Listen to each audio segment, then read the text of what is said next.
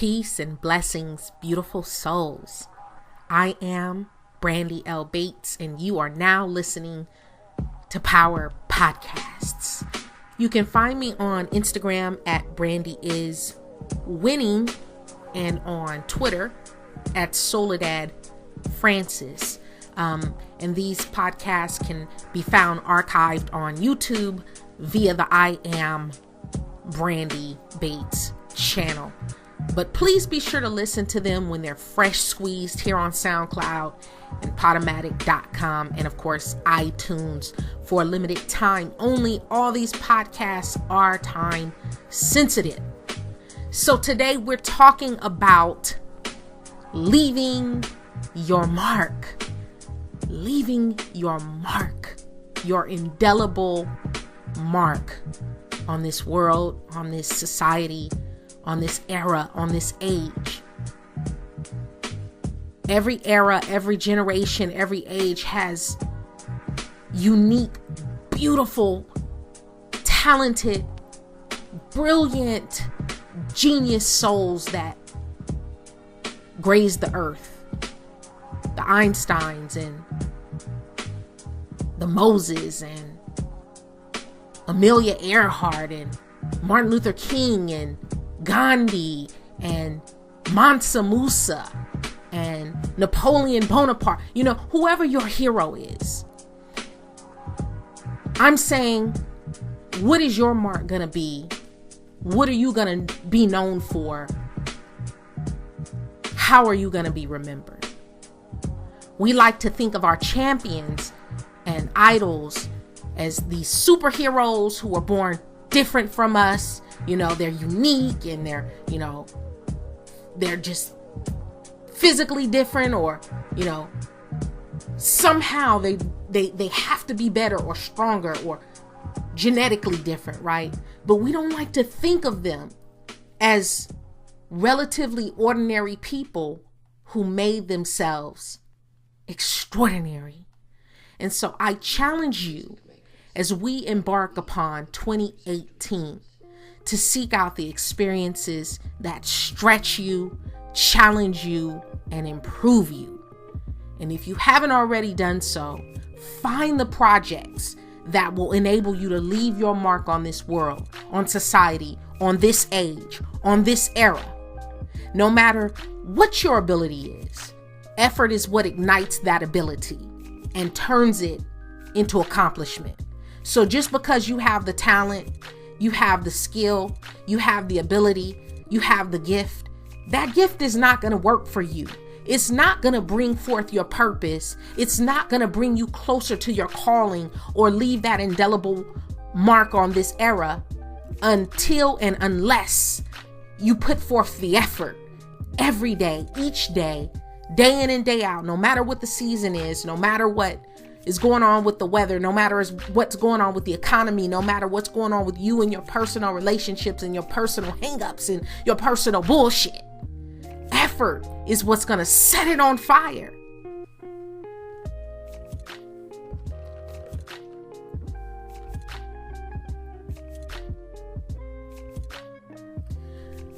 Most people are doing bare minimum. Bare minimum. Most people. I'm talking about in relationships, in business, in industry, in the corporate world, socially, social-wise, the impact that we can be applying. You understand, again, most people are doing bare minimum. They're not even trying. They're doing what's expected, what's required.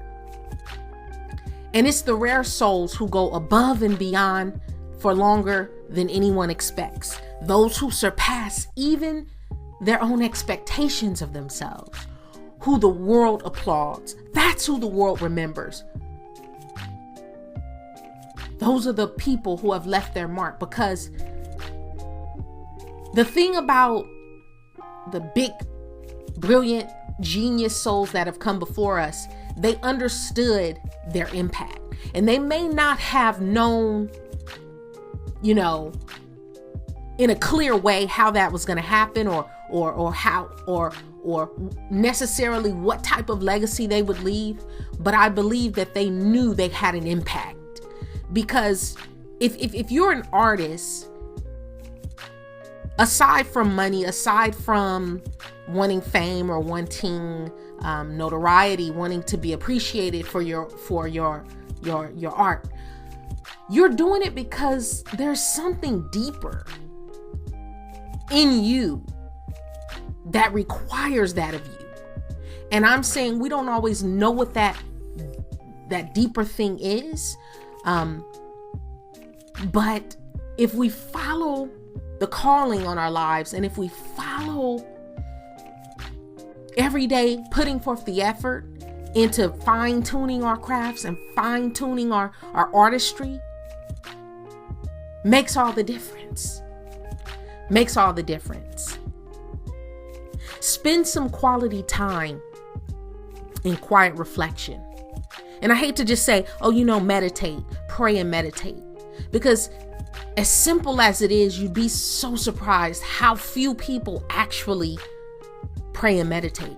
I mean, they may pray when their back is completely against the wall, or they may meditate because they're, tired and they're sitting in the chair and they close their eyes and they happen to start meditating.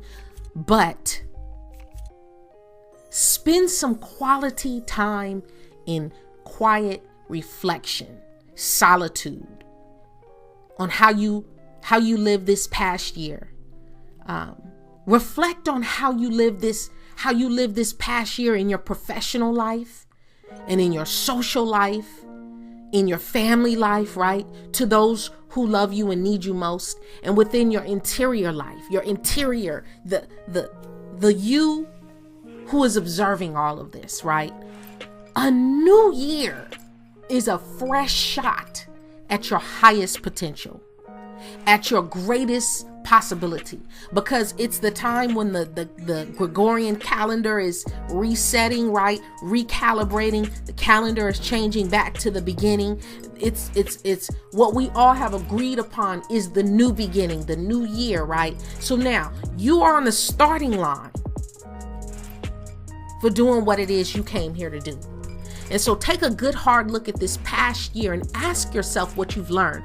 What have you learned from your mistakes, from what you've lost and gained, and from your accomplishments and your shortcomings? And as you stare into the eyes of 2018, as you stare into the eyes of 2K18, ask yourself how you will step into your possibility. One thing I always ask people is why do we go back to what's familiar? Why look for friends or partners or relationships who will just shore up your self-esteem instead of those people who will also challenge you to grow? And why seek out the tried and true instead of experiences that will stretch you? See, because many of us tend to go back to what's comfortable and familiar when things get rocky or tumultuous. And I'm here to tell you that to get anywhere you want to go, to get anywhere you want to be, you will encounter some resistance, some turbulence, right? Because anyone who has ever flown on an airplane has experienced turbulence. It's part of the trip. It's part of the experience, right? Every person, all the events of your life, every single one, if you are over the age of 21 and you have a sound mind, okay, you know who you are. All the events of your life are there because you have drawn them to you. What you choose to do with them is up to you. All the experiences, the good, the bad, the ugly, the indifferent, charge it to the game. And a reminder, you are a creator. You are an artist of sorts. You're the one who has created your wins, and you're the one who has generated your defeats. You might not agree. But it's my sense that so much of what happens to us, the good and the bad and the ugly and the indifferent has been a consequence of our own belief system, the ways we operate, our choices, right? Our worldview. I love that. I love that phrase, worldview. It took me many years to really grasp and understand the power of one's worldview. But your worldview colors how you see the world and how you see people. And it colors how you embrace experiences or shun experiences. It's tied to your worldview. But as you embark upon 2018, build a strong family foundation while you grow your ideal career. While you're cleansing and detoxing and juice cleansing and gratitude feasting, make sure you're also working on your physical body. When you're working on the inside, also make sure you're applying equal effort to the outside. Because a lot of times what'll happen is we will go hard in the paint for the bag, right? Chasing the bag, right? And then we allow the stuff at home to fall by the wayside, and we start neglecting relationships, and we start neglecting those who care about us and love us the most and need us the most. And then the stress from that will seep into all the wonderful success that's popping off, right, financially for you. Same thing physically. If you are going hard in the paint with your cleansing and your detoxing and your fasting, but then you turn right around and then you're not moving the body, you're not getting it out and getting the vitamin D and the sun that it needs, and you're not exercising, and you're not it's mind, body, and soul. Everything is three-pronged and multi-dimensional, because we are multi-dimensional entities. And so what you do to one area of life, you have to make sure you're also doing it on the other opposite areas of life. If life is a star, a perfect star, you need to make sure each and every angle and leg on that star is being attended to. That's how you get people who are rich, right? Rich, but always in and out of prison, always having to deal with the law, or having to deal with courts and police, and because one area of their life is very defined and is very refined and tuned into, and then the other opposite area of their life is stymied. It's atrophy. And it's really hard to go in and go hard on one area when you're being pulled down by the stress of other areas of life. And remember that quality is remembered long after price is forgotten and cheap costs more. It was Aldo Gucci who said, "The bitterness of poor quality is remembered long after the sweetness of low price has faded from memory." Yeah, Gucci, the original Gucci. Remember that, one thing about quality is if something is of quality, it doesn't even need to be marketed. Because the power and the strength of word of mouth will get it moving. Okay? And so quality is another word for remarkable. So when I'm talking about quality, I'm not just talking about the quality of a pair of shoes or the quality of a fine wine. I'm talking about the quality of your character. I'm talking about the quality of your conversation. I'm talking about the quality of your goals. I meet so many people and they just have zero fucking goals. Like, how are you out here operating in these streets and you have no goals? This far and late in the game with what we know, how are you're just out here existing. You're just surviving, but you're not thriving, and you don't have to be, this super nerd with all these, aspirations and goals. Just wanting to live and wanting a little bit more for yourself requires having goals, requires your stretch and your reach to exceed your grasp, right? So when I say quality, when Gucci says quality is remembered, poor or good. Because if it's a bad experience, we remember that shit too, don't we? You be like, oh, did you go to Cheesecake Factory? Yeah, the last time I went, the waitress was rude as shit. And so what? You never go there again. Because the quality of that experience was polluted. Until your vision becomes your obsession, your mission will never grow into a movement. You must work hardest for the things you love most. Somehow we were taught to believe that what you love most will just come to you. But real life will teach you that that's some bullshit, right?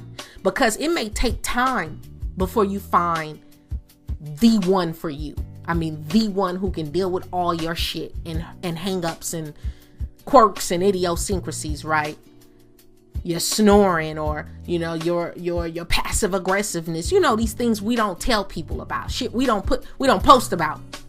But same thing with what you yearn for most. It might be the success of your business. It might be completing a book. It might be becoming an attorney. It might be, you name it.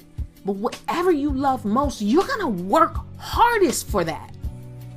The shit you don't want comes easily, right? If you do nothing, the weeds will grow. But you got to prune and pin and pine and sweat, blood, and tears for the shit you want to grow. Ambition is only a dirty word if it's an unclean ambition. Don't ever let anybody try to shit on your goals or downplay or downgrade what you have come here to do. And that's why in a lot of ways, sometimes I say, don't share your dreams and aspirations and your goals and your biggest, brightest hopes. Don't share it with everybody because you can't. That's like casting pearls before swine. Everybody doesn't have what it takes to accept you in your fullness. But human beings, folks, we're built to grow and progress. We're built to shine. We're built to... Everything about our generations and civilizations of past show us what we can do if we build ourselves out to full capacity. And so I won't hold you long. This is the last podcast of 2017. And I just want to say thank you for each and every one of you who has listened and has been a faithful listener who has rocked with me for the years. I want to say I appreciate you. I'm sending you so much love and light to you and your family and everybody. I'm wishing you a happy, healthy, wealthy 2018. And I pray that 2017 taught you everything it needed to teach you. Let's go big in 2018. Much love, respect, and light. Peace.